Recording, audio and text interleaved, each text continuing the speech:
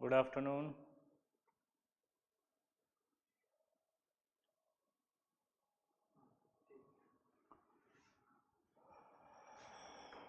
प्रणाम गुरुजी।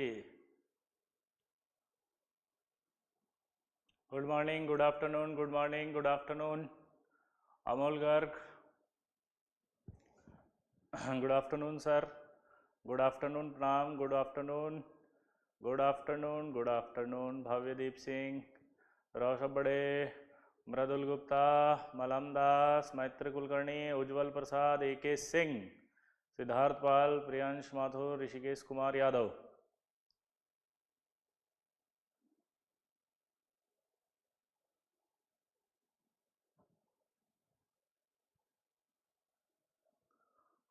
आर्यन शर्मा, ये सब गलत लिखे हो आप, ये कुछ नहीं ऐसा पिछले लेक्चर में बताया था। इस लेक्चर को दोबारा सुनिएगा आप, ठीक है? सब उल्टा सुल्टा लिख दिए हो तुम। राम राम उज्जवल, वासु कुमार, सुदर्शन, तनेश, प्रांजल सिंह, हर्षित सुमन, गीता पांडे, प्रणाम। सोहन श्री, समंथ, रमेश, वैद मल्ली, कैसे हो? Devansh Upadhyay, good afternoon, good morning, good afternoon, प्रणाम प्रणाम। ऋषभ जायसवाल, प्रणाम। AK सिंह, सर आप किस स्टेट से हैं? हम हिंदुस्तान से हैं बुड़वाक। जय हिंद। Start please. अभी करेंगे गजेंद्र सिंह, स्टार्ट प्लीज, ठीक है?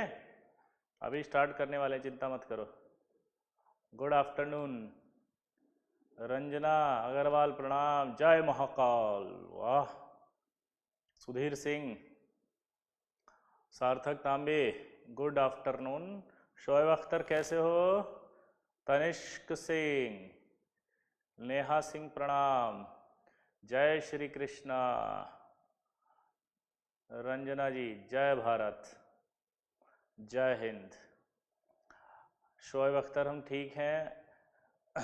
फरिया Khan, good afternoon. Vasu Kumar, oh my God, Arun Yadav official, आपका पुराना विद्यार्थी 2013, वेलकम। कैसे हैं अरुण, और कहाँ हैं आजकल आप? यही ITA। Nisha Singh, very good. Sumit नायक, आज क्या ये पुरुषोत्तम एब्सेंट है क्या? पुरुषोत्तम नहीं दिख रहा, सौमित्र नायक नहीं दिख रहा, महनदीप परिदा नहीं दिख रहा, ठीक है, अनीशा नहीं दिख रही। कहाँ गायब है भैया सब लोग? हैं, छुट्टी मार ली हो?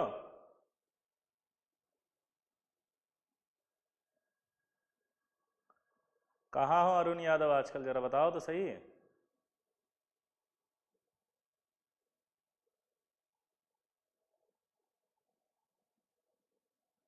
Miss you too. Mahandeep Parida आ गया, वेरी गुड।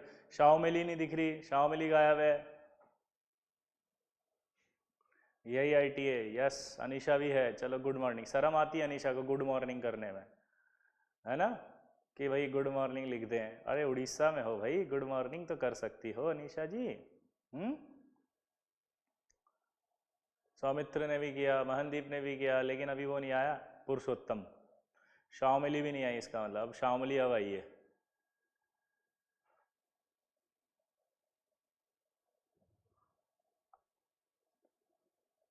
हर्ष डागा है, और अतुल्य नहीं दिख रहा, विराट नहीं दिख रहा, बहुत सारे गायब हैं। Rohit Garg, good morning. चलो अब शुरू करते हैं। पिछली क्लास की अगर हम बात करते हैं तो हमने कॉन्फ़िगरेशन पढ़ा था, और उसमें हमने नाइट्रोजन का कॉन्फ़िगरेशन लिखा था। ये एटॉमिक नंबर होता है, S में 2 इलेक्ट्रॉन भरते हैं मैक्सिमम, और P में 6 भरते हैं।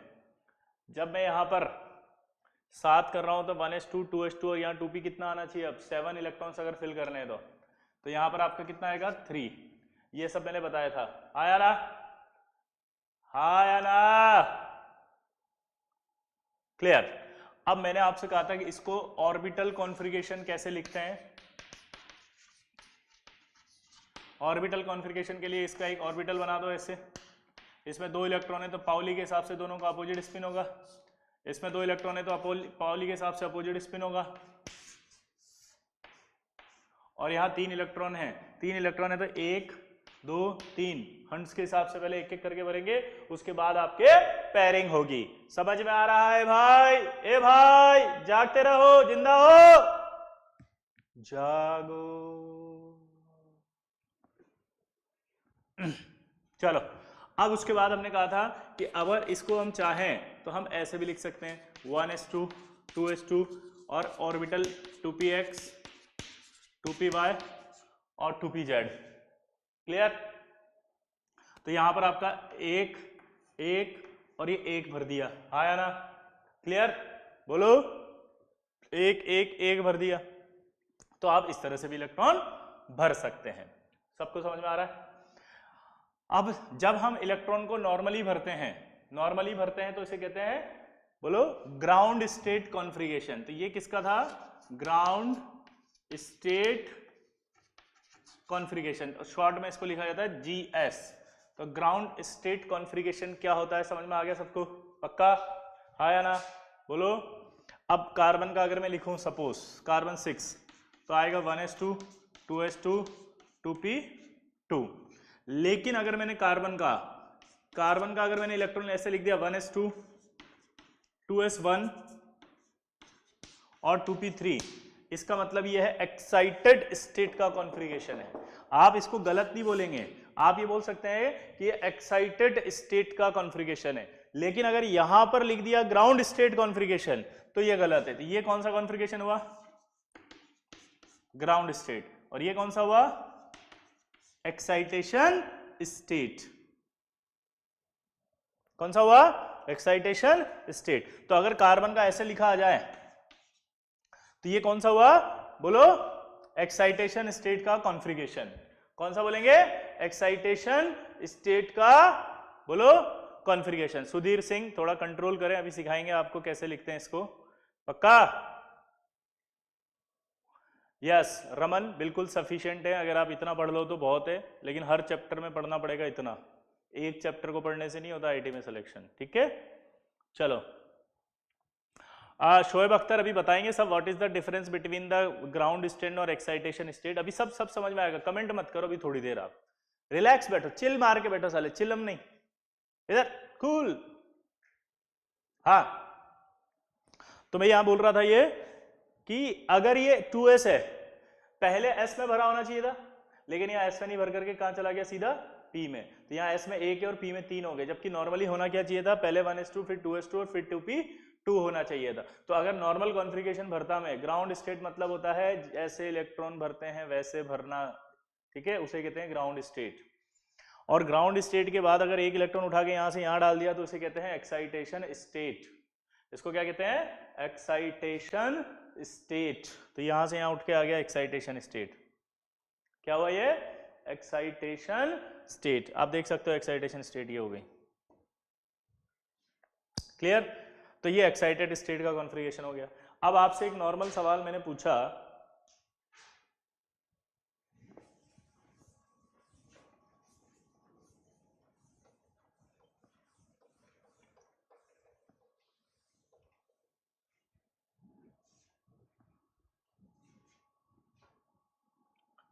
सबसे पहला एटॉमिक नंबर होता है हाइड्रोजन, फिर होता है हीलियम, फिर होता है लिथियम, फिर होता है बेरिलियम, फिर होता है बोरोन। अब इनका कॉन्फ़िगरेशन लिखें तो हाइड्रोजन का कॉन्फ़िगरेशन आएगा 1s1 यानी कि 1 इलेक्ट्रॉन, ठीक है। फिर आएगा हीलियम, हीलियम में आएगा 1s2, 1s2 आएगा मतलब 2 इलेक्ट्रॉन, 2 इलेक्ट्रॉन ऐसे भरते हैं। फिर आएगा 1s2 2s1, ये 1 इलेक्ट्रॉन s में। फिर आएगा 1s2 2s2, ये 2 इलेक्ट्रॉन इसमें। फिर आएगा 1s2 2s2 2p1। तो अगर आप पूरा भरोगे इसमें तो 2 इसमें, 2 इसमें और 1 इसमें, ठीक है। क्या आपको इलेक्ट्रॉन भरते समय यहां पर कोई तकलीफ आई इन ब्रैकेट्स में, जिन्हें ऑर्बिटल कहा जाता है? नहीं, ऑर्बिटल्स के अंदर इलेक्ट्रॉन भरते समय आपको कोई तकलीफ नहीं हुई। दोबारा से बोलो, क्या बोला मैंने? इलेक्ट्रॉन भरते समय आपको कोई तकलीफ नहीं हुई। क्या बोला, जल्दी बताओ?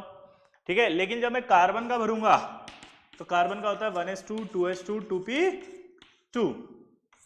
जब मैंने इलेक्ट्रॉन भरा इसमें 2 भर दिए, मैंने इसमें भरा 2 भर दिए, और अब मेरे को जब इसमें 2 भरने थे तो मैंने कहा ऐसे भरो और ऐसे भरो, इसमें एक साथ 2 नहीं भर सकते। ये बात किसने बताई?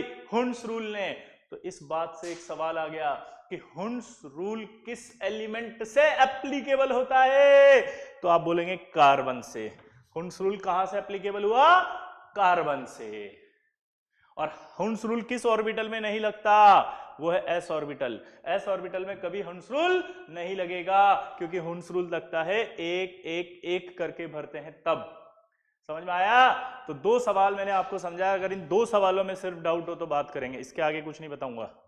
2 सवाल। पहला, हुंस रूल कार्बन में लगता है, कार्बन से एप्लीकेबल होता है, ये बात समझ में आई कि नहीं आई? दूसरी बात, हुंस रूल एस ऑर्बिटल पे नहीं लगता, लग ही नहीं सकता, चाहे कुछ भी कर लो आप। क्यों? क्योंकि वो कहता है एक एक करके भरो, और एस ऑर्बिटल तो एक ही होता है। 2 बात समझ में आई?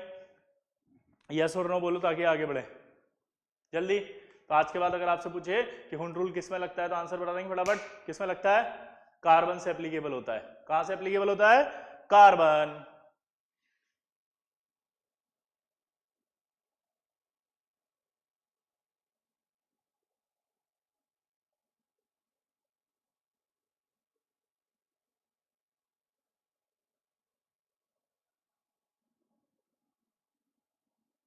अरे कार्बन से एप्लीकेबल होता है, ए के सिंह।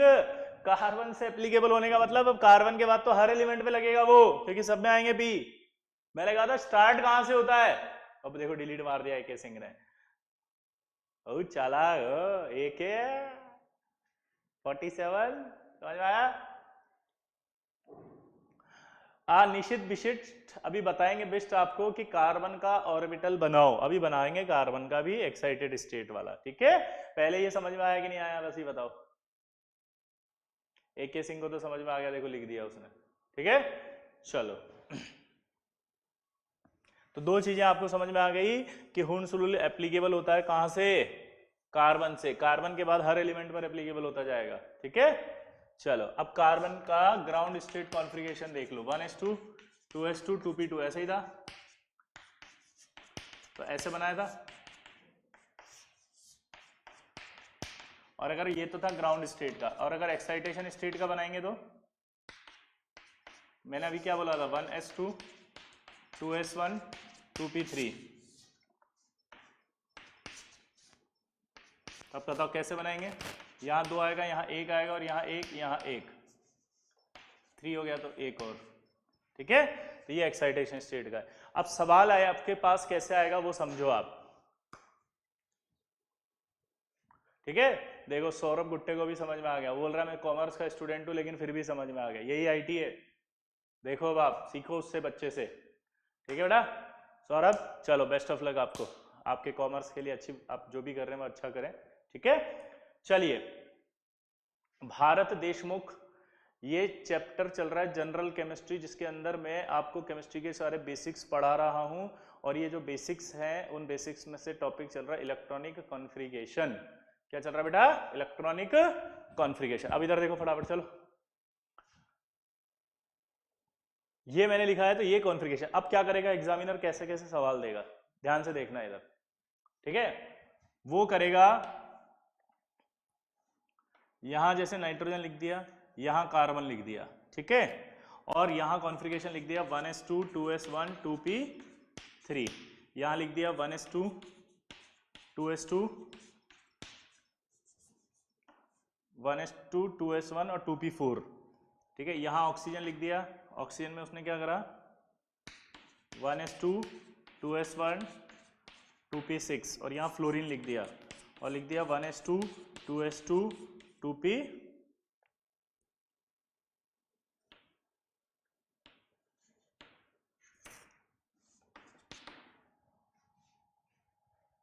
सॉरी ये लिख दिया उसने, ठीक है? यहां 2s1। अब आपको यहां पर मैच द कॉलम बताना है। मैच द कॉलम में आपको क्या बताना है? यस, रह सकता है बेटा, सब में खाली रह सकता है। अगर 6 इलेक्ट्रॉन से कम भरोगे तो क्या होगा, ठीक है? 6 इलेक्ट्रॉन से कम भरोगे तो खाली रह जाएगा। ठीक, what is the weightage of IUC in JEE Mains? तो मैं आपको बता दूं, केमिस्ट्री 100% होती है, 33% होती है, तो 40% के आसपास आता है कम से कम। ठीक है, श्रेय बढ़ा ले, पहले पढ़ ले, क्योंकि जब पढ़ेगा तभी वेटेज से काम चलेगा, बिना पढ़े तो कैसे आएगा। ठीक है, चलो मेरी तरफ देखो फटाफट। अब एक सवाल आएगा ऐसे, मैच द कॉलम। यहां पे लिखा होगा आपका ए बी सी और डी, और यहां लिखा रहता है पी क्यू आर और एस। अब आपसे सवाल में पूछा कि मैच करा के बताओ कौन सा किसके साथ मैच कर रहा है। तो जब आप ऐसे देखोगे तो आपको लगेगा ये तो अजीब अजीब से लिखे हुए हैं। तो आपने दिमाग लगाया कि अगर एस में पूरा नहीं भरा हुआ, एस में 2 होने चाहिए थे ना, आया ना।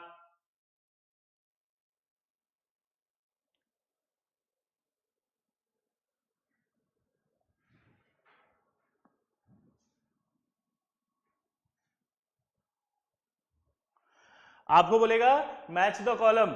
ठीक है, समझिए बात को। फरियाद खान गलत सलत मत टाइप करो, पहले सुन लो ना, मैं समझा रहा हूं ना इसको। तो इधर देखो, हाँ, तो मैंने ये कहा कि भैया मेरे को मैच द कॉलम करना है इनसे, तो मैंने ये देखा यार एस में 1 इलेक्ट्रॉन और यहां आगे बढ़ गया, इसका मतलब ये जो एस में 1 इलेक्ट्रॉन और आगे बढ़ गया, इसका मतलब एस पूरा नहीं भरा हुआ। अगर एस पूरा नहीं भरा हुआ, इसका मतलब ये कंफर्म हो गया कि एक्साइटेशन स्टेट के कॉन्फ़िगरेशंस लिखे हुए हैं। ये सारे किसके लिखे हुए हैं? एक्साइटेशन स्टेट के। अब एक्साइटेशन स्टेट के कैसे सॉल्व करेंगे सर? हमें तो समझ में ही नहीं आ रही, क्या लिख दिया आपने, कुछ भी नहीं समझ में आ रहा। तो जब भी ऐसा सवाल आएगा जेई में, आप कुछ मत करो, आप सारे इलेक्ट्रॉन काउंट कर लो बस। इसके टोटल काउंट करो कितने हैं, 6 और 1 7, 7 और 2 9। 9 एटॉमिक नंबर किसका होता है? फ्लोरीन का। इसका मतलब मुझे समझ में आ गया कि डी जो है वो पी आएगा। इसके बाद मैंने दूसरा काउंट किया, 3 और 1 4, 4 और 2 6। 6 किसका एटॉमिक नंबर होता है? बोलो। ऑक्सीजन का, सॉरी कार्बन का। 6 किसका होता है? 3 और 3 और 1 4, 4 2 6 कार्बन का, यानी कि जो सी है उसके लिए क्यू आएगा। अब आया ये वाला 4 और 1 5, 5 और 2 7, ये 7 किसके लिए होता है? नाइट्रोजन के लिए, तो बी के लिए क्या आ जाएगा? आर। ठीक है, इसके बाद आप इधर आओ, ये क्या बचा? 5 और 1 6, 6 और 2 8, 8 किसका होता है? ऑक्सीजन का, तो यानी ए के लिए एस आ जाएगा। ये किस किस का आया देखें, बताओ किस किस का आ गया ये, जल्दी बोलो। ए का एस, बी का आर, सी का क्यू और डी का पी। ये गुणित श्रीवास्तव का आ गया, वेरी गुड। गुणित के लिए क्लैपिंग, बहुत बढ़िया, वेरी गुड। सबका आ गया। एक्साइटेड स्टेट होता क्या है? शांभवी सानिध्य। अभी बता तो रहे हैं, एक्साइटेड स्टेट का मतलब 1 इलेक्ट्रॉन उठा के आगे डाल देना, 1 इलेक्ट्रॉन उठा के आगे डालना। एक्साइटेशन स्टेट का मीनिंग क्या होता है? यहां का इलेक्ट्रॉन उठा के अगले सबशेल में डाल देना, ये क्या कहलाएगा? Excitation state. तो इस तरह के सवाल आएंगे तो आप कर लेंगे बहुत इजीली, हाँ या ना? क्लियर? चलो मिटा देता हूं।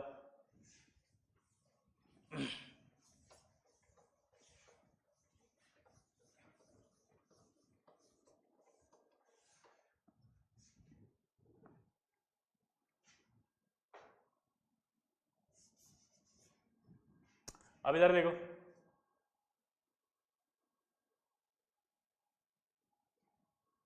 अब इलेक्ट्रॉनिक कॉन्फ़िगरेशन की बात करते हैं अपन। तो अपन पढ़ रहे हैं कैटायन का कॉन्फ़िगरेशन। जैसे मान लीजिए मेरे से कहा सोडियम कैटायन का कॉन्फ़िगरेशन लिखो, तो कैटायन कैसे बनता है पहले वो देखें। क्या बोला, जल्दी बताओ। हिमांशु, एक एग्जामिनर अगर दे रहा है आपको, तो जो उसने उठा के आगे डाल दिया तो वो भी एक्साइटेशन है, उससे और आगे डाल दिया तो वो भी एक्साइटेशन है। ठीक है, फिर हम नाम देते हैं first excitation, second excitation, third excitation, ऐसे। ठीक है, सौरभ दूटे, ये आपको डिसाइड करना है कि should I take science, this is fun, ये डिपेंड आप पर करेगा, मैं इसमें सजेस्ट नहीं करूंगा। ठीक है, चलिए अब आगे बढ़ते हैं अपन कैटायन। एक बात याद रखना, कैटायन तब बनता है जब इलेक्ट्रॉन लूज होता है। ठीक है, तो जब भी आप क्या कैटायन का कॉन्फ़िगरेशन लिखेंगे तो आपको सबसे पहले क्या बोला, जल्दी बताओ, सबसे पहले उसके एटम का कॉन्फ़िगरेशन लिखना है। सबसे पहले एटम का कॉन्फ़िगरेशन लिखना है। एटम के कॉन्फ़िगरेशन के बाद उसके आउटर शेल में से इलेक्ट्रॉन को निकालना है। दोबारा से बोलना, सबसे पहले आपको एटम का कॉन्फ़िगरेशन लिखना है और एटम का कॉन्फ़िगरेशन बोलो लिखने के बाद उसके आउटर शेल में से, तो एटम 11 होता है 1s2 2s2 2p6 3s1। अब इसका आउटर शेल कौन सा है, ये, तो आउटर शेल में से इलेक्ट्रॉन निकालना है, यानी यहां से निकल जाएगा और यहां से अगर इलेक्ट्रॉन निकल गया तो ये 2p6 हो जाएगा। क्या बोला जल्दी बताओ, ये 2p6 हो जाएगा, हाँ या ना, पक्का बोलो, क्लियर। अब अगर इसी तरह से आपको Cl- बनाना है, ये एनायन का कॉन्फ़िगरेशन है, तो एनायन के कॉन्फ़िगरेशन में आपको क्या करना है, एक इलेक्ट्रॉन ऐड करना है। बेटा ये मनीष शर्मा थोड़ी देर वेट करो, अब आप है ना, एक्साइटेशन स्टेट का कैसे करते हैं ये हम अभी बताएंगे आपको, ठीक है। श्रेय गुप्ता आप जो बोल रहे हैं उसका कंफर्मेशन आपको जल्दी दे देंगे, ठीक है। बट अभी अगर कैटायन एनायन चल रहा है तो उसके बारे में बात करें। Amarnath Mishra, best book of IIT JEE foundation, अगर आप ऑब्जेक्टिव लेना चाहते हैं तो problems and solutions of inorganic chemistry Cengage publication की आती है, श्री विशाल जोशी सर की ही पुस्तक है। इसके बारे में भी हम आपको बाद में बताएंगे। लेकिन प्रॉब्लम यह है कि अगर ये पढ़ा रहे हैं और अगर ये पूछ रहे हो तो कैसे काम चलेगा, बताओ कैसे काम चलेगा। मतलब ये मान लो कि ऐसी बात हो रही है कि ये पढ़ा रहे हैं और आप बुक का नाम पूछ रहे हो, तो फिर बुक का नाम पहले लिख लो, problems and solution of inorganic chemistry, ठीक है, सिंगेज पब्लिकेशन, क्लियर। अब आपकी आज्ञा हो तो मैं पढ़ा दूं आगे, ओके, ठीक है। चलिए, तो मैं कह रहा था Cl- बनाना है मेरे को। Cl- बनाने का तरीका क्या बताया मैंने, बताओ, हाँ या ना। वो है, अगर एनायन बनाना है तो वो एक इलेक्ट्रॉन एक्सेप्ट करेगा, एनायन बनाना है तो वो एक इलेक्ट्रॉन एक्सेप्ट करेगा। तो यहां पर आप देखो, सबसे पहले Cl का लिखो, कॉन्फ़िगरेशन कितना होता है, 1s2 2s2 2p6 3s2 3p5, 17 होता है इसका एटॉमिक नंबर। अब यहाँ एक नेगेटिव है, तो यहाँ एक इलेक्ट्रॉन ऐड होगा तो यहाँ Cl- आ जाएगा। ये आपका एनायन का कॉन्फ़िगरेशन आ गया। यहां तक समझ में आया सबको। तो ये आपका एनायन और कैटायन का कॉन्फ़िगरेशन लिखना हो गया, हाँ या ना, बोलो हाँ या ना, ओके, ठीक। अब एक सवाल पूछा उसने, क्या सवाल पूछा देखना, फाइंड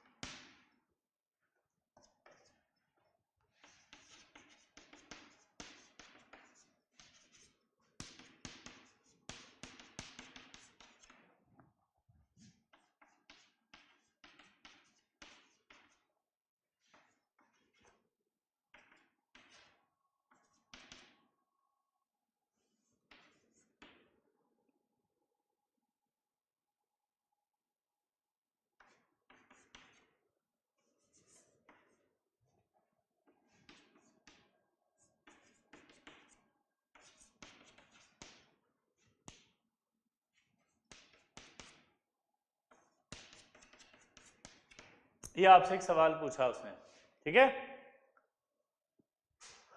चलो बताओ इसका आंसर।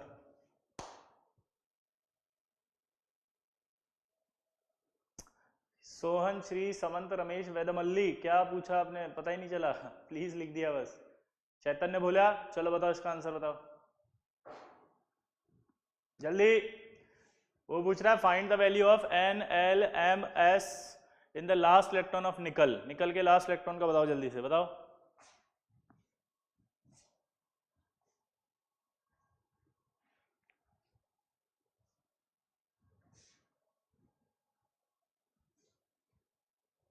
कई बच्चों का आंसर आ रहा है सी।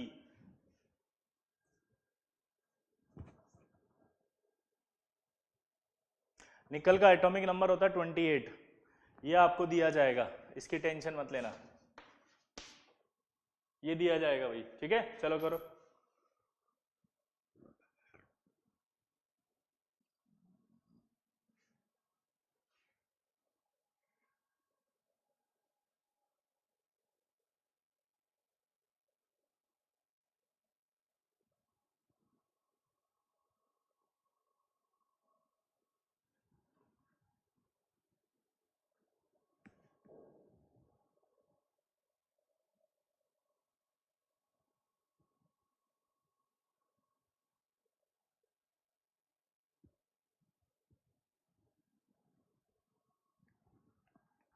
चलो, किस किस को ऐसा लग रहा है कि समझ में ही नहीं आया साहब इसको कैसे करेंगे, पहले वो बताओ जिनको लगा कि कैसे करेंगे हमें नहीं पता, जल्दी बताओ कि कैसे करेंगे हमें नहीं पता।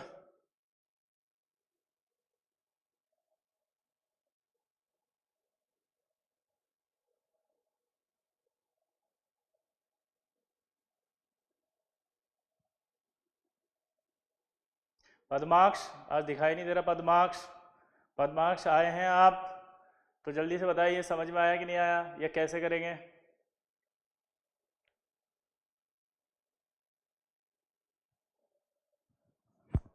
महनदीप परिदा ने 2 लिखा, मयंक मिश्रा ने सी 2 बार लिखा है आपने, हैं सी 2, अच्छा डी है वो यार।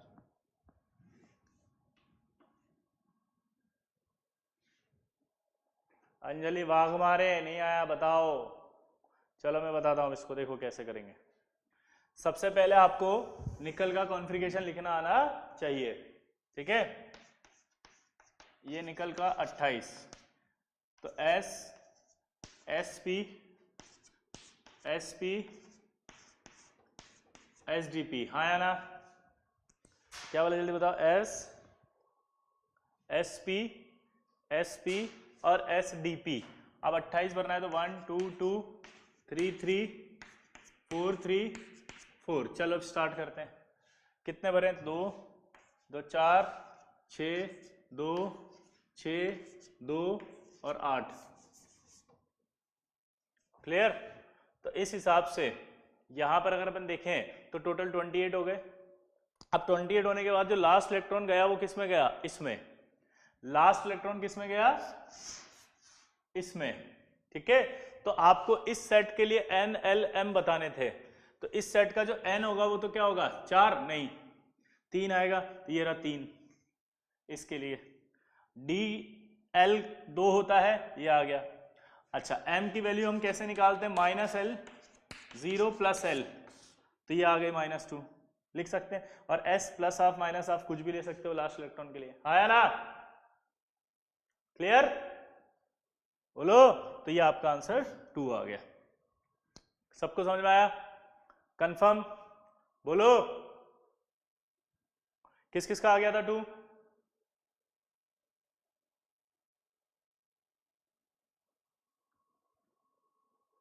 पक्का, चलो फिर आगे बढ़ते हैं, ठीक है। अब देखो आगे,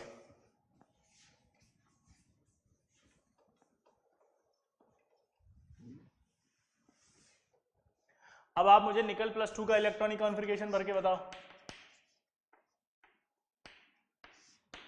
चलो निकल +2 जल्दी से भर के बताओ।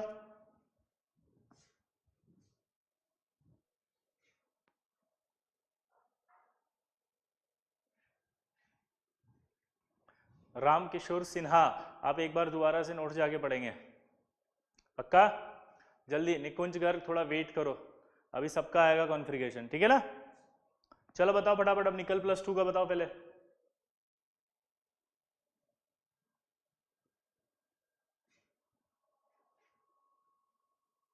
Sohan, Shri, Samant, Ramesh, Vaidmalli 3D6, very good. Sudhir Singh बोल रहा है लास्ट में 3D6 कर दो। भुवनेश कुमार ने कुछ और लिखा है, आर्यन ने 3D6, अथर्व 3D6, लाइक बहुत कम है, कौन बोल रहा है, वो गया ऊपर ही। Akshay Tiwari 1s2 2s2 2p6 3, 3d6 3d6 Anisha 3d6 Anisha समांतरे गलत आंसर। अब सबसे पहले मैंने क्या कहा था, ध्यान से सुनना, सौमित्र गलत आंसर है, सौमित्र का सही है। अब इधर देखो, जब हम निकल की बात करेंगे या किसी भी कैटायन की बात करेंगे तो मैंने क्या कहा था, सबसे पहले आपको वहां से क्या बाहर निकालना है, बोलो, अपने एटॉमिक कॉन्फ़िगरेशन को लिखना है। तो निकल का एटॉमिक कॉन्फ़िगरेशन आएगा 1s2 2s2 2p6 3s2 3p6 और फिर क्या आया था 4s2 3d8। ठीक है, जब हम इलेक्ट्रॉन को फिल करते हैं तो उस समय क्या होता है, 3d और 4s में से आपको पता है किसकी एनर्जी ज्यादा होती है, 3d की एनर्जी ज्यादा है। किसकी? 3d की एनर्जी। आया ना? तो 3d की एनर्जी ज्यादा है तो मैंने 3d की एनर्जी ज्यादा लिख दी। अबे हाँ तो बोल दो यस। अब देखो, अब जब भी आपको इलेक्ट्रॉन निकालना हो तो हमेशा इस कॉन्फ़िगरेशन को शेल वाइज लिखते हैं, और शेल वाइज लिखने के बाद ये आउटर शेल होता है, क्योंकि फोर्थ शेल है ये।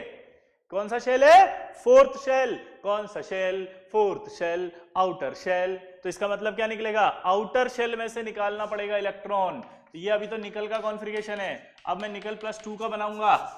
ठीक है, निकल +2 का जब बनाऊंगा तो आउटर शेल से इलेक्ट्रॉन निकाला जाता है, और आउटर शेल से जब इलेक्ट्रॉन निकालते हैं तो 3d8 आएगा, 4s2 में से इलेक्ट्रॉन निकल जाएगा।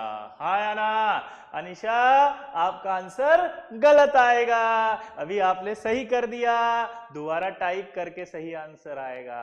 ठीक है, तो आपका लास्ट 3d8 आएगा। अब इसी तरह से अगर मैं आपसे पूछूं जिंक +2 का कॉन्फ़िगरेशन बताओ, इसका एटॉमिक नंबर है 30, जल्दी बताओ फटाफट, यही आईटी है, जल्दी।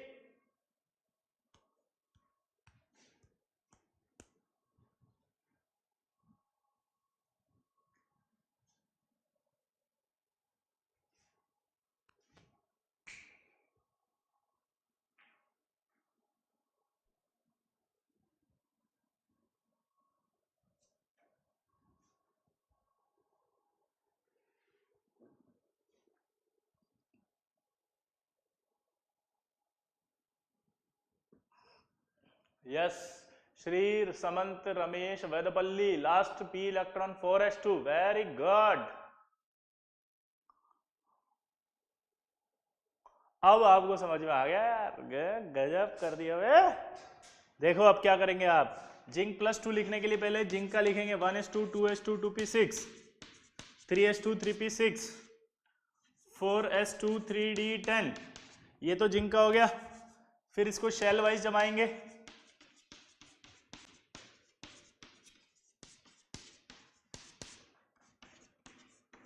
4s2 आएगा।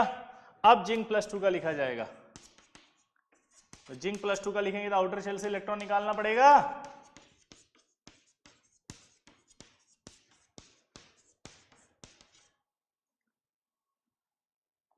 लास्ट में 3d10 आ जाएगा। ठीक है, चलो एक और लिख के बताओ, Fe+3 का लिख के बताओ।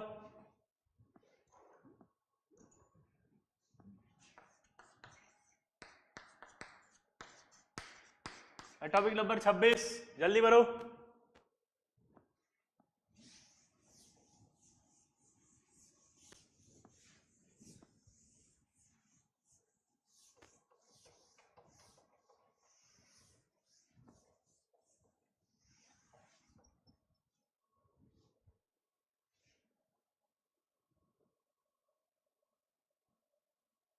अनीशा जी ने बिल्कुल सही बोला।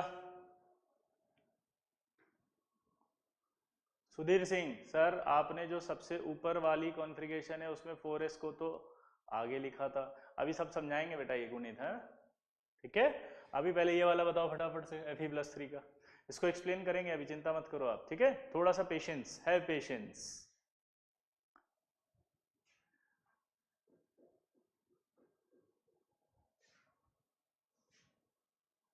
3d5 आ रहा है सबका, चलो देखते हैं कैसे आया। अगर मैं इसको इलेक्ट्रॉनिक कॉन्फ़िगरेशन लिखूं तो पहले मुझे किसका लिखना पड़ेगा, Fe का, तो 1s2 2s2 2p6 3s2 3p 6 4s2 3d5। सही है क्या? नहीं, क्योंकि 26 इलेक्ट्रॉन है तो 6 आएगा। अब उसके बाद अपन को क्या करना था, इसको शेल वाइज जमाना था।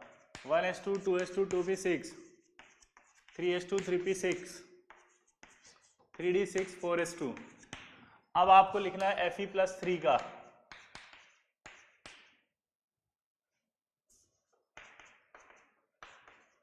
One S to 2s2 2p6 3s2 3p6 3d5, क्योंकि 3 निकालने, 3 निकाले तो s में से भी 2 निकलेगा और एक यहां से भी निकलेगा।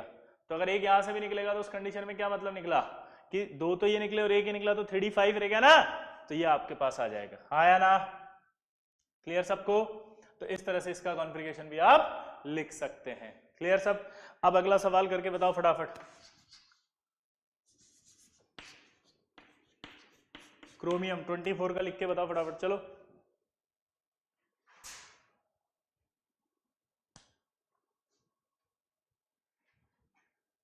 क्रोमियम 24 जल्दी लिखो।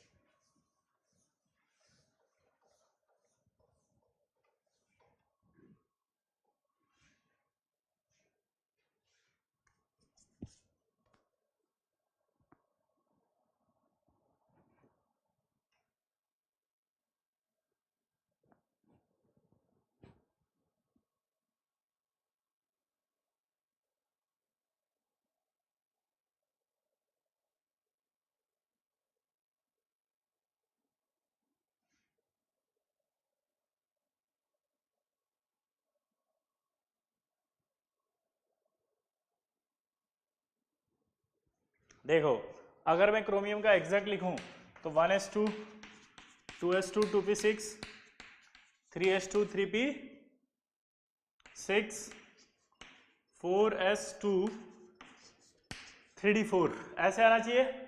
क्रोमियम 24 है तो ये आना चाहिए, नहीं आना चाहिए? आया ना? लेकिन क्या बोला, जल्दी बताओ मैंने। लेकिन यहां पर कुछ घोटाला है, कुछ गड़बड़ हो रहा है। अब क्या गड़बड़ हो रहा है ये हमारे द्वारा समझा जा रहा है। 3s2 3p6 4s1 3d5 ये इसका एक्चुअल कॉन्फ़िगरेशन है। ये नहीं होता, इसका एक्चुअल कॉन्फ़िगरेशन 4s1 3d5 हो जाता है। इसका एक्चुअल कॉन्फ़िगरेशन लास्ट में आते आते यहां से एक इलेक्ट्रॉन यहां आ जाता है और 4s1 3d5 हो जाता है। सोहन श्री समंत रमेश वेदमल्ली, समझ में आया तुम्हें वेदमल्ली? बोलो। तनिषा, अरे बेटा तनिषा थोड़ा पेशेंस रखो ना, कितनी बार कहा है। मैत्री कुलकर्णी वाय वाय 2 क्वेश्चन मार्क लगा दिए। अरे बता रहे, अरे अरे अरे बता, अरे बता, अरे बता, अरे बता रहे, रुको तो सही, अबे रुको। शोएब अख्तर, अबे रुक, अबे बता, अबे चुप रहोगे तो, अबे वो फिर शोएब अख्तर ने लिख दिया वाय सर। अबे कमेंट स्टॉप करोगे तभी तो बताऊंगा बे, यही आईटी है। अच्छा एक, चलो इसको होल्ड करते हैं। कॉपर का बताओ। 29 होता है कॉपर का, चलो लिखो।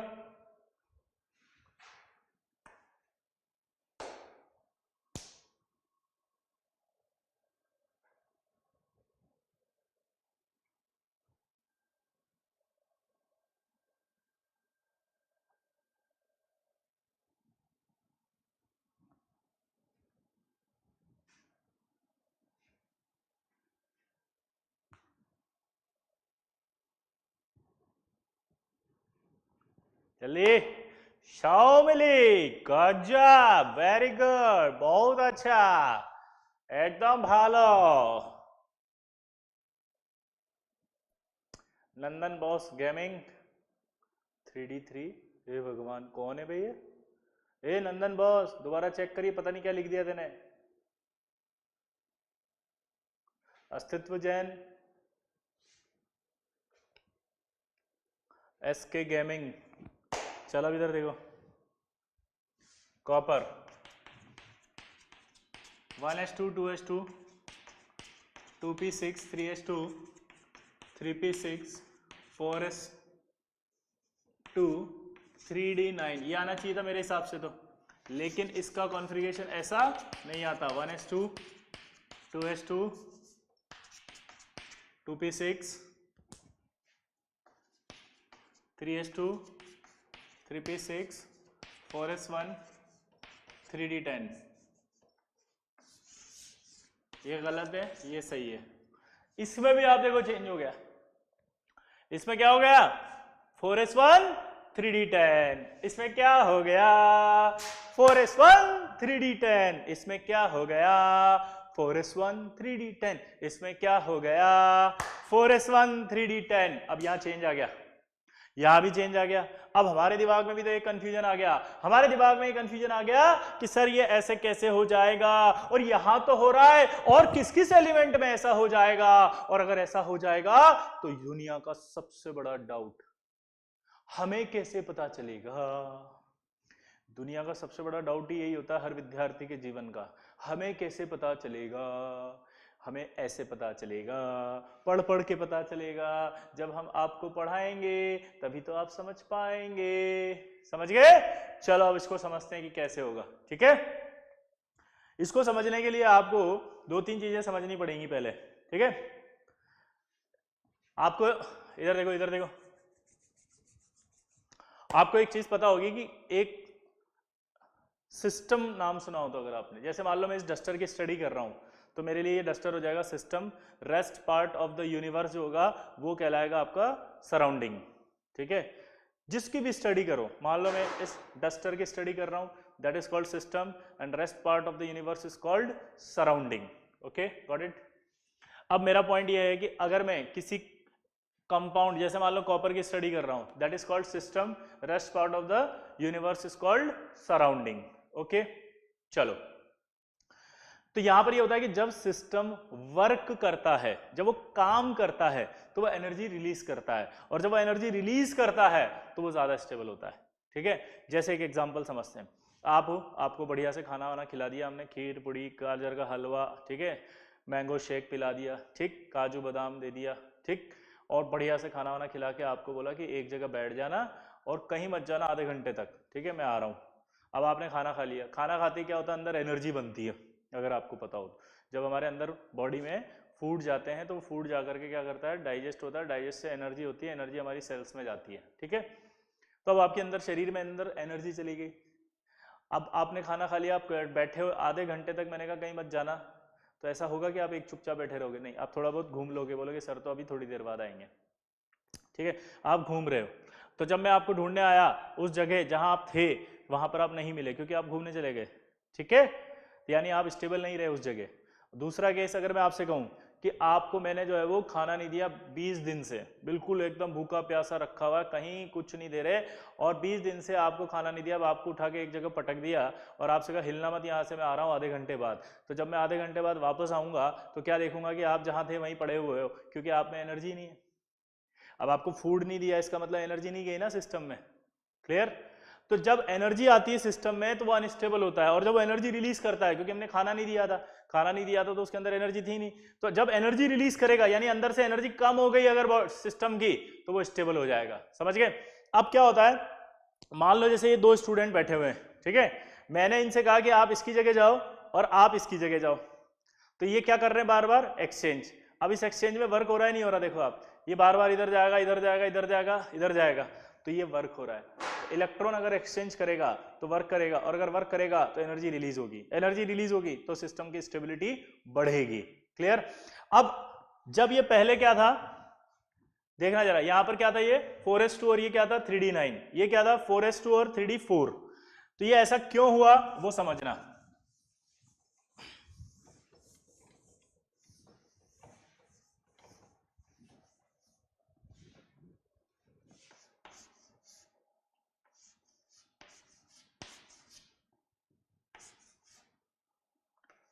ये हम D5 ले रहे हैं अभी, 1 2 3 4 5 है ना, अभी D4 बाद में लेते हैं। अब इसके एक्सचेंज पढ़ो, ये इससे एक बार एक्सचेंज कर लेगा, ये इससे एक बार एक्सचेंज कर लेगा, ये इससे एक बार एक्सचेंज कर लेगा, ये इससे एक बार एक्सचेंज कर लेगा। कितने एक्सचेंज हुए बताओ इसके 1 इलेक्ट्रॉन के? 5।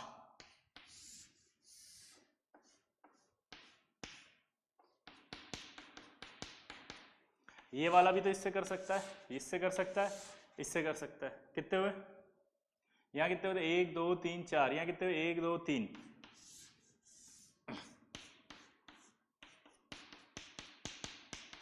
ये वाला भी तो इससे कर सकता है, ये भी इससे कर सकता है।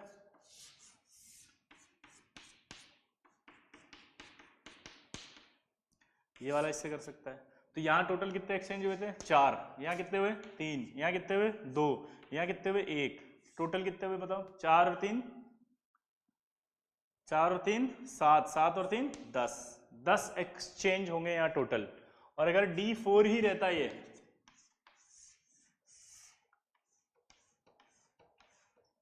एक 2 3 4, तो ये क्या करता? 1 2 3।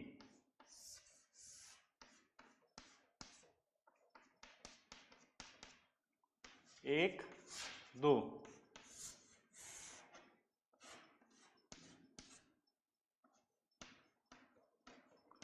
और ये 1। क्लियर? तो यहां देखो, यहाँ कितना हुआ? 3 2 1। टोटल कितने एक्सचेंज? अगर ये D4 कॉन्फ़िगरेशन रखता है तो D4 कॉन्फ़िगरेशन रखने पर ये सिर्फ 6 एक्सचेंज करेगा, और अगर ये D5 रख लेता है तो ये 10 एक्सचेंज करेगा। अब आप इन दोनों को अगर देखें तो एक्सचेंज किस में ज्यादा होंगे? नंबर ऑफ एक्सचेंज इसमें ज्यादा होंगे। अगर नंबर ऑफ एक्सचेंज इसमें ज्यादा होंगे, हाँ या ना, तो ये ज्यादा स्टेबल होगा या वो? ये ज्यादा स्टेबल होगा, ये ज्यादा स्टेबल होगा।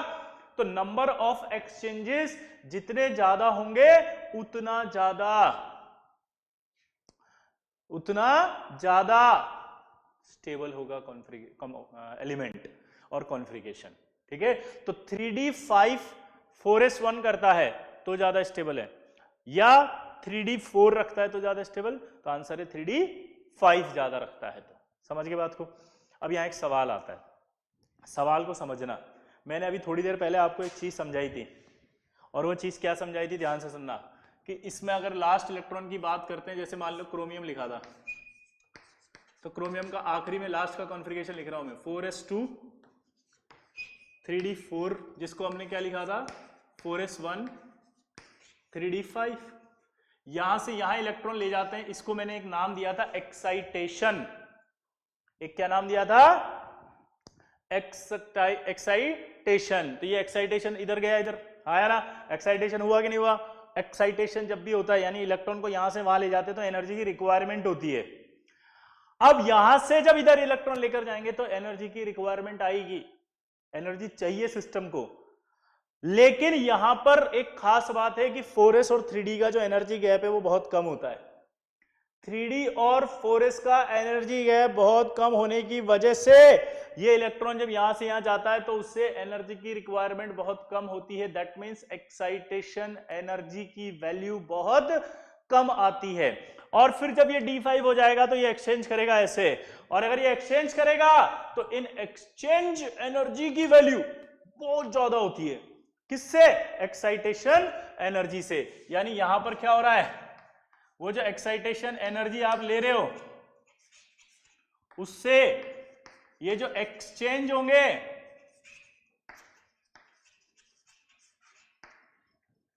एक्साइटेशन एनर्जी से बहुत ज्यादा कौन सी एनर्जी? Exchange energy.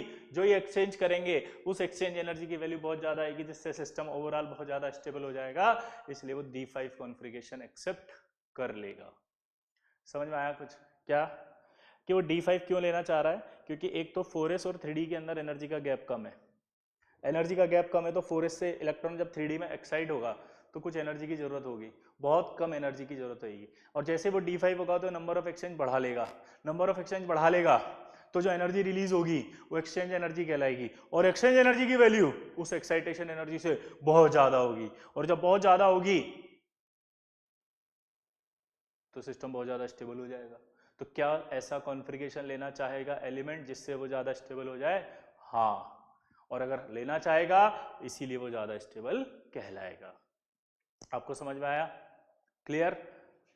अब जिसको जो जो डाउट है एक बार लिख लो फटाफट। Exchange energy,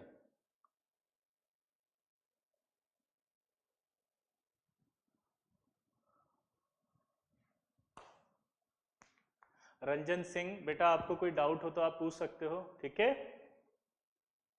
Devansh Upadhyay, S का क्या होगा बेटा? एस में एक इलेक्ट्रॉन है, वो एज इट इज रहेगा एस, है ना।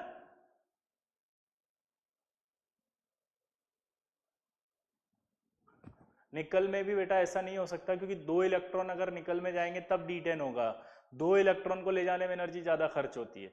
जैसे मैं आपसे कहूं कि आप एक पत्थर है 10 किलो का, उसको उठा के एक जगह से दूसरी जगह रखो, और उसकी जगह मैं कहूँ कि 10 किलो के 2 पत्थर एक साथ लेके जाओ, तो आपकी एनर्जी बहुत ज़्यादा खर्च हो जाएगी ना, डबल हो जाएगी जस्ट। तो एक इलेक्ट्रॉन को एक्साइट करने में एनर्जी कम खर्च होती है, इसलिए 4s2 से 1 जाएगा तब ज़्यादा एनर्जी खर्च होगी, या दोनों के दोनों इलेक्ट्रॉन जाएंगे तब, 2 इलेक्ट्रॉन ले जाएंगे तब, इसलिए कभी भी D10 नहीं होता वो निकल। अरे मुझे पढ़ने तो दो सर, आयरन और अदर एलिमेंट ऐसा क्यों नहीं करते? अभी तो समझाया, एक इलेक्ट्रॉन को ले जाना बड़ा आसान होगा, एक से ज्यादा ले जाओगे तो नहीं होगा, फिर वो नहीं जाएंगे। अरे धीरे धीरे दिख ही नहीं रहे यार। नंदन बॉस आपको शायद समझ में आ गया होगा, रुको ना यार, पढ़ने तो दो यार। अभी AK सिंह इसका डाउट मैं दूंगा, इसको होल्ड कर लो। अब मत लिखना ये दोबारा डाउट, अभी आएगा ये सब, है ना। गजेंद्र सिंह को पढ़ने दो मुझे। How electron exchange their position please. क्या एक्सप्लेन किया मैंने? यही तो किया कि इधर से इधर जाएगा। गजेंद्र सिंह मेरे को डाउट नहीं समझ में आया आपका। AK सिंह तुम रुक जाना अभी। Which is more stable 3D6 और D5? देखो अभी इसके बारे में भी अपन समझेंगे, अभी सब धीरे धीरे और आएगा अभी समझ में आगे डिटेल में, ठीक है। सो we can say Ayush Kumar that excited state is enter to make the atoms more stable. नहीं, ऐसा कुछ नहीं कह सकते, अभी और समझ में आएगा डिटेल में। अपने आप कंक्लूड मत करो कुछ। कैसे पता चलेगा कि कब करना है ये? जब ऐसी सिचुएशन आए कि ये एक इलेक्ट्रॉन हो जाए और ये हाफ फिल्ड हो जाए, इसको कहते हैं हाफ फिल्ड। कॉपर के केस में क्या हो गया था? वो फुल्ली फिल्ड, ठीक है। तो जब हाफ फिल्ड और फुल्ली फिल्ड हो रहा हो तभी हो, और एक इलेक्ट्रॉन ले जाने से ही हो। तो ऐसे सिर्फ ये 2 ही केस है, क्रोमियम और कॉपर। डी ब्लॉक के अंदर फर्स्ट ट्रांजिशन सीरीज की बात करेंगे तो सिर्फ 2 ही एलिमेंट आएंगे ऐसे। क्लियर? प्रतीक्षा, अभी बहुत सारे ऐसे एलिमेंट हैं जिनमें ऐसे डेविएशन आएंगे, लेकिन अभी राइट नाउ हम जो बोल रहे हैं वो 3D सीरीज की बोल रहे हैं बस। 3D सीरीज में ये 2 ही एलिमेंट हैं अभी, फिर अगली क्लास में हम और आएंगे जिनमें आएंगे ऐसे, वो और भी होंगे। 4D series, 5D series, lanthanide series, ठीक है। कपिल शर्मा, हाइब्रिडाइजेशन कुछ नहीं होता, अभी बाद में बात करेंगे, ठीक है। शॉमेली को लिखने दो। If it possible for an element to have no electron in one subshell and all the electrons are in the next subshell, yes हो सकता है।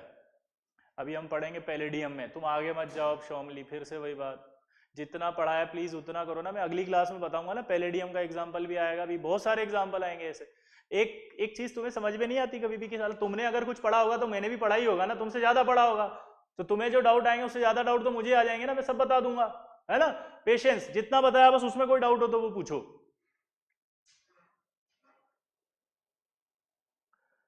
कृतिका कर सही बोला, yes this is IT।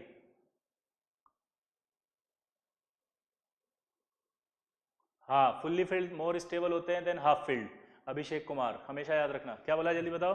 Fully filled more stable होते हैं half filled से। Sir continue please, अभी कर रहे हैं, रुक जाओ पहले सब बच्चों को डाउट लिखने दो। भुवनेश माथुर, आपसे हाथ जोड़ के सविनय नम्र निवेदन है कि जितना यहाँ लिखा है उतना ही पूछें, उससे आगे ना पूछे, मैं नहीं बता पाऊंगा, ठीक है। प्रतीक्षा समंतरे, सर अगर 3D का एनर्जी 4s से ज़्यादा है तो लास्ट इलेक्ट्रॉन 3D से आउट होना। बेटा अभी थोड़ी देर वेट करेंगे ना, ये बच्चे ने डाउट पूछ लिया, अभी बता देंगे आपको, है ना।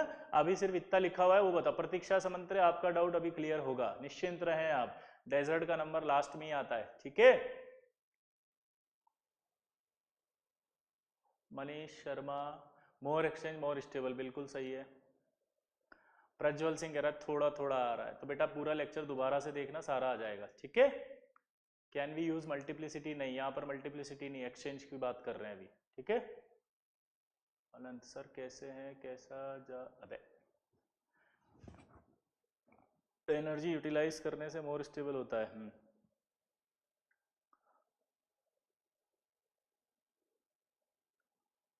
अभी ये बताते हैं, अभी अनुराग सिंह है ना, ये डाउट आपका आ जाएगा। Shoaib Akhtar, difference between ground state होता है जब इलेक्ट्रॉन को फिल करते हैं, बस नॉर्मल फिल करते जाओ, जहां खत्म हो गया वहां खत्म हो गया। एक्साइटेशन होता है खत्म होने के बाद, अगर प्रीवियस शेल से आगे वाले शेल में एक इलेक्ट्रॉन ले जा रहे हो, या प्रीवियस सब शेल से आगे वाले सब शेल में एक इलेक्ट्रॉन ले जा रहे हो, उसे कहते हैं एक्साइटेशन स्टेट। कपिल शर्मा, आप इलेक्ट्रॉनिक कॉन्फ़िगरेशन पढ़ा रहे होगे? यस बेटा। नहीं, निकल में नहीं आएगा, क्योंकि निकल हाफ फिल्ड नहीं हो रहा है, फुल फिल्ड नहीं हो रहा है, वो 3d7 हो रहा है, ठीक है, तो उसमें एक्सचेंज एनर्जी इतनी ज़्यादा नहीं निकलेगी। आयरन में भी नहीं होगा, सिर्फ कॉपर में होगा और क्रोमियम में होगा, क्योंकि क्रोमियम में हाफ फिल्ड हो जाएगा और कॉपर में फुल्ली फिल्ड हो जाएगा। ठीक है, अब देखो नंबर ऑफ एक्सचेंज निकालने का एक तरीका।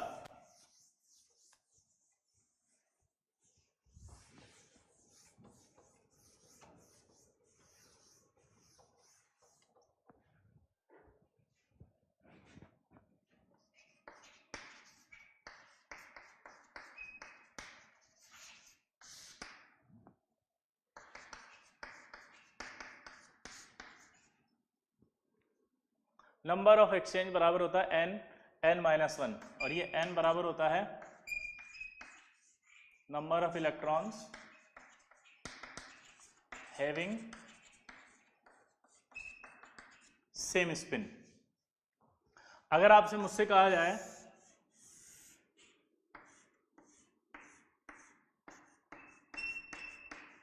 इसके एक्सचेंज बताओ 5, D5 लिखा हुआ है और इसके आपके एक्सचेंज बताओ, ठीक है, तो अगर मैं ऐसे पूछा जाए कि इसके एक्सचेंज बताओ कितने हैं, तो उस कंडीशन में आपको यहां पर देखो D5 दिया हुआ है, और D5 के अंदर आपको n की वैल्यू पुट करनी है।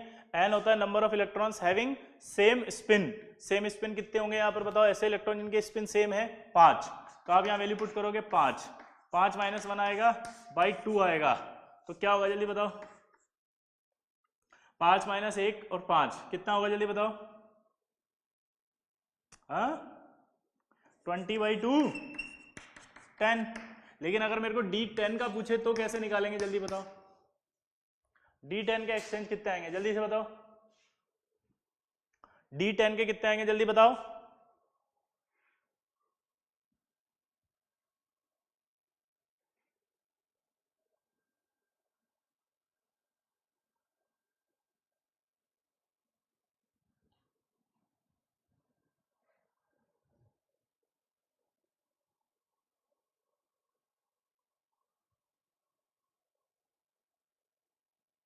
कुछ बच्चे कंफ्यूज हो गए, कुछ ने 0 लिखा, कुछ ने पता नहीं क्या लिखा, कुछ ने कहा नो एक्सचेंज।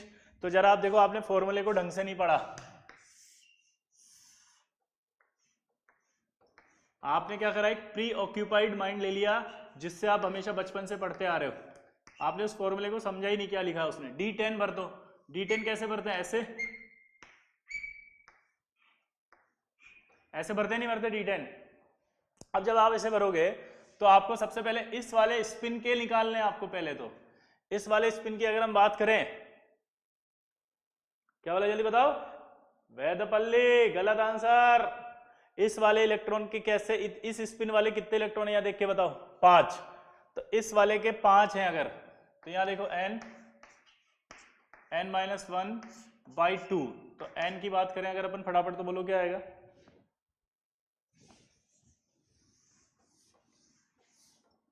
देखो, number of electrons having same spin, ऐसे वाले कितने हैं? 5, तो 5 माइनस 1/2 यानी कितना आया? 10।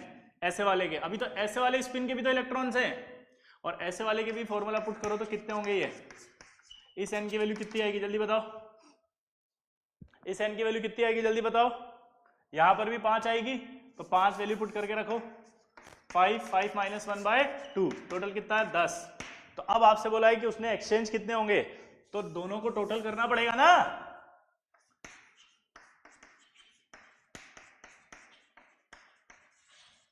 Total exchange 10 + 10 20।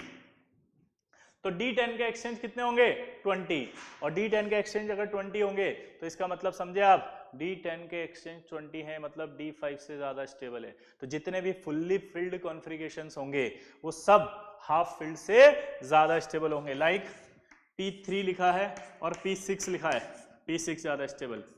D5 लिखा है, D10 लिखा है, D10 ज्यादा स्टेबल। F7 लिखा है, F14 लिखा है, तो F14 ज्यादा स्टेबल।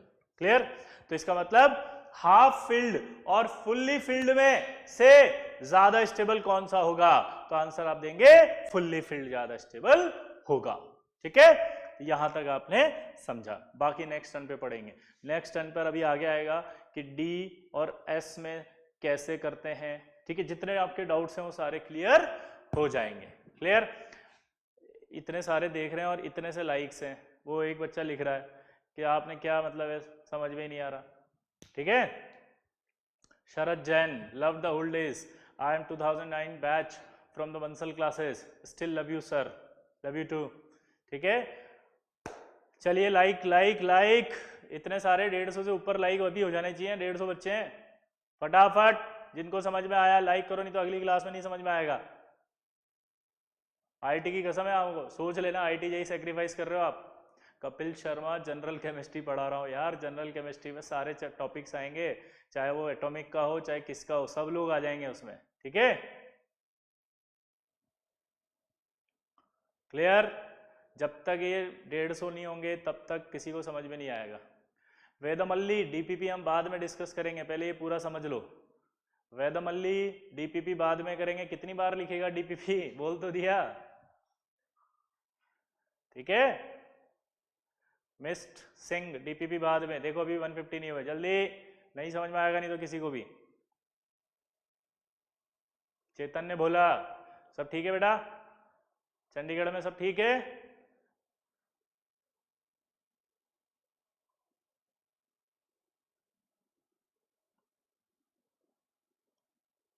जल्दी,